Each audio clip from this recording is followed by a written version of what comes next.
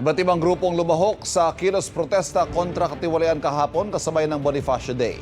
Pumwesto ilan sa Luneta, sa EDSA Shrine, People Power Monument at sa EDSA Ortigas. Kabilang sa mga grupo ng tipo-tipo ng mga kritiko ni Pangulong Bongbong Marcos. Ang mga kalahok naman sa trillion peso march, nakagrian ang ilang pulis. May unang balita si Darlene Kai.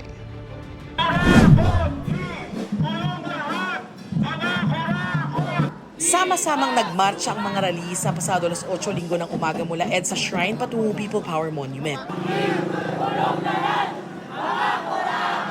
Iba't ibang grupo ang lumahok. May mga manggagawa, kababaihan, estudyante, guro at mga taga-simbahan.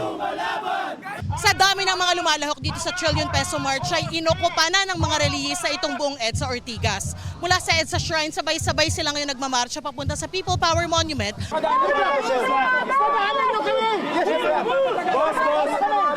Sa isang punto, nagkagirian ng ilang reliyista at mga pulis sa bandang EDSA Ortigas dahil tumanggi ang mga pulis na lawakan ang bahagi ng EDSA na dinaraanan nila. Maya-maya ay pinagbigyan din ang mga reliyista. Naiwan sa EDSA Shrine ng ilang grupo ng senior citizens. Napapakinggan din nila ang misa at programa sa People Power Monument dahil may nakaset up na screen at speakers dito. Ngayon nakita natin, ang laki-laki ng pera ng Pilipinas, hindi pala tayo naghihirap. Pero hindi na ibibigay ang long-term care ng mga nakatatanda.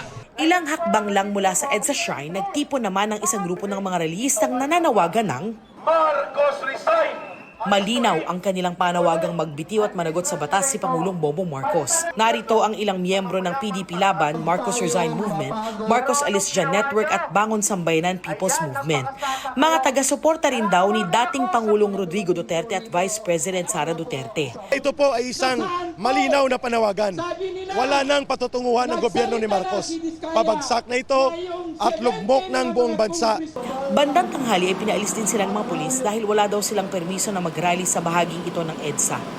Ayaw naman daw nilang idaos ang pagtitipon sa People Power Monument kung nasaan ang Trillion Peso March. Ihinihiwalay kasi nila ang kanilang pagkilos sa mga nagrally sa EDSA Shrine at People Power Monument. Nauna na kasing sinabi ng organizers ng Trillion Peso March na hindi sila nananawagan ng pagpapababa sa pwesto ng Pangulo. Sila ay nag-aalangan na ang papalit ay ang Vice Presidente. Pero wala silang choice.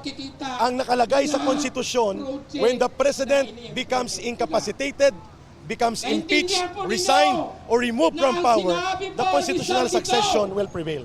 So, we hope na sila po ay mamumulat at hindi kami nawawala ng pag-asa na doon na rin patungo.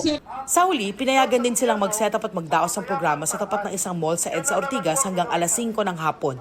Pero bago pa pumatak ang alas 5 ay mapayapa silang nag-disperse. Ito ang unang balita sa EDSA. Darlene Kai para sa GMA Integrated News. Kapuso, huwag magpapahuli sa latest news and updates. Mag-iuna ka sa balita at mag-subscribe sa YouTube channel ng GMA Integrated News.